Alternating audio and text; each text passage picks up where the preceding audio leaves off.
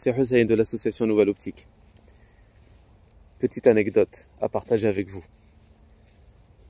Lors d'un voyage humanitaire, nous sommes rendus dans un village lointain, en Afrique, où nous avions réalisé un forage.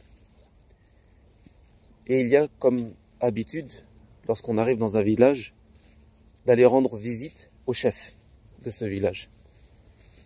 Arrivés au lieu, nous nous sommes rendus, avec l'aide d'un guide, devant la maison du chef de ce village.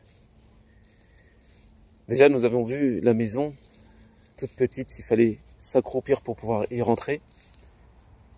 Et donc, comme vous le connaissez, les maisons de terre avec la paille en guise de toit, etc. Entré à l'intérieur, nous avons pu remarquer que le chef du village, qui était musulman, était très vieux, très âgé. Jusqu'à qu'une personne qui était avec nous a confirmé qu'il avait plus de 100 ans. Et il était aveugle. Et il m'a donné une des plus grandes leçons de spiritualité dans ma vie. Imaginez-vous cet homme qui a dépassé un siècle, qui est aveugle,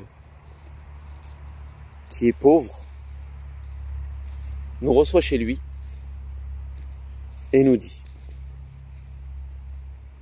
sachez que vous n'y êtes pour rien pour ce forage, car c'est moi qui a demandé à Allah de m'accorder ce bienfait. Et il me l'a accordé. Donc imaginez-vous, il a 100 ans et ça fait des dizaines d'années qu'il attend cet événement-là de voir un forage chez lui, dans son village. Et là il nous dit: Alhamdulillah, Allah me l'a accordé. Donc voyez la patience qu'il a eue dans ses invocations et la certitude qu'il avait vis-à-vis de notre Seigneur, Allah subhanahu wa ta'ala. Ensuite il nous a dit: mais on invoque Allah afin qu'il vous récompense pour vos efforts et qu'il vous permette de retourner en paix dans votre pays. Je peux vous dire que cela m'avait donné une grande leçon, et à ce moment-là, on avait notre cœur qui voulait sortir de notre poitrine, car cela remettait tout en cause, nos intentions, pourquoi nous sommes là, pourquoi nous faisons ça, en quel nom nous agissons.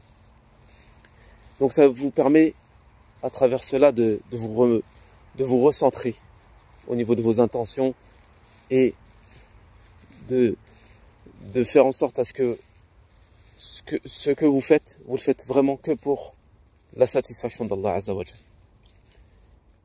Les leçons qu'on peut en tirer, c'est d'un point de vue de la subsistance.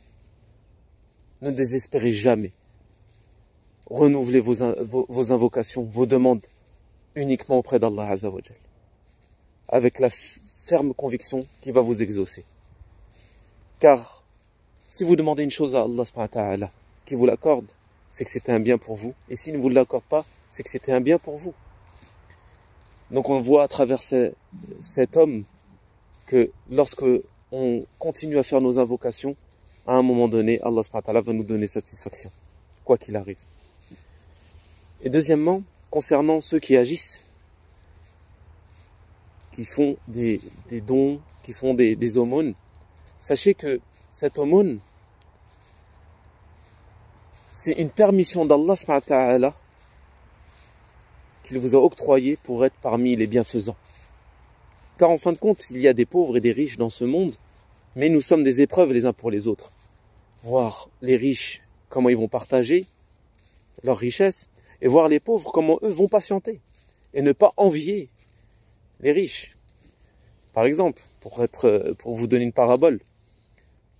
Donc nous, quand on agit pour aider une personne, c'est vraiment une faveur qu'Allah nous donne pour pouvoir être parmi les bienfaisants et en récolter les récompenses dans l'au-delà.